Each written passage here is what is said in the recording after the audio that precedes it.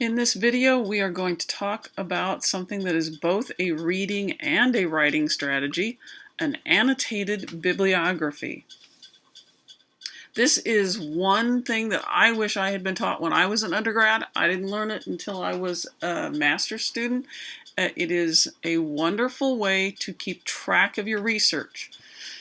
This is a research journal. This is not something attached to your essay.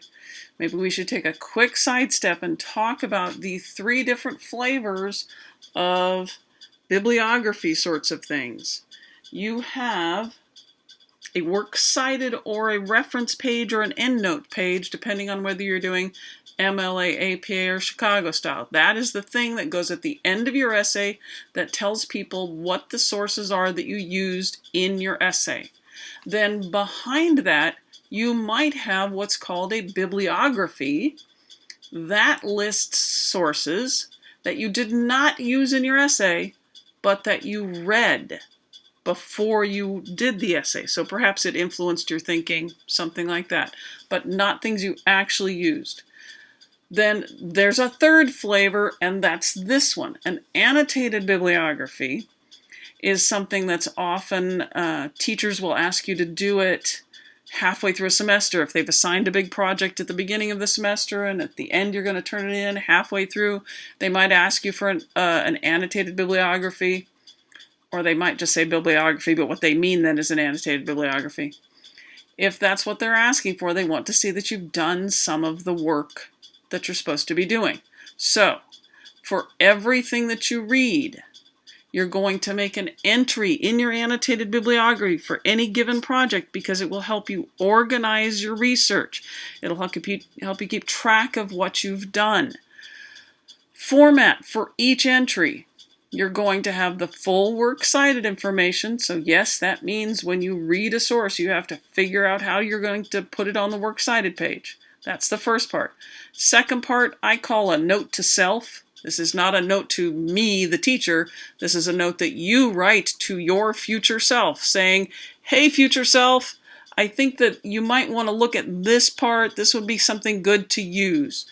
That note to self might be a quote. You've already chosen this quote because you really liked it. You want to use it in your essay. You put that in the annotated bibliography so that later on when you get around to actually writing the essay, you have that quote right there with the page or paragraph number next to it. Or you might have a summary of the whole article. You might have several paraphrases from the article. You might have some statistics from the article. Whatever it is in that source that you think you might want to use in your essay, that's what goes into the annotated bibliography entry for that source. The third part of each annotated bibliography entry is a short consideration of the source's credibility. Essentially, you are writing the credibility statement that you will use to introduce them later on, so that you can just cut and paste that into your essay when the time comes. Similarly, if you've got well-chosen quotes, good summaries, you can just cut and paste those straight into your essay when the time comes to write it. So benefits, aka applications. I'm hinting towards your reflection letter here, because you know in your reflection letter for each reading or writing strategy you're going to name, define, and apply. What we just did was define. Now we're going to apply. How might you use this in the future? Why is this helpful? It will help you track your research. When you start doing big projects and you've got lots of sources, you need a way to nail down what have I already looked at, what have I already read. You're going to keep track of them in the annotated bibliography, and this way you're only going to read them once. You're not left searching through sources. When you get to writing your essay, you don't find yourself saying, I know there was a good quote on this thing that I wanted to say, but I can't find it now. Nope, you're going to have it in your annotated bibliography, so you will know exactly where it is.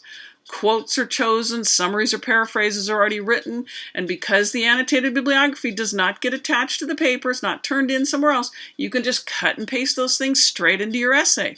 It could be because you're cutting and pasting your own work into your own essay.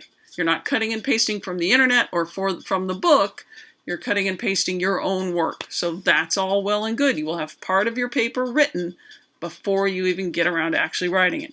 And the credibility statement is prepared. Last but not least, easy preparation of the works cited page, because you've already got, back under format number 1, you've already got the full works cited information down.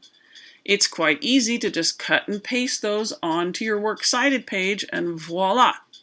I think one reason that works cited pages are often kind of bad is that students do them last. Well, how are you going to do it before you know which things you've used in your essay? That makes sense. But if you're up late and say that the essay is due at midnight, so you're finishing it up at 11:30 and you're putting the works cited page together last thing, that means you're already sleep deprived, you're already tired, your brain already hurts, and that's when you're trying to deal with this thing that has italics and periods and hanging indent and weird information. You don't want to think about it then.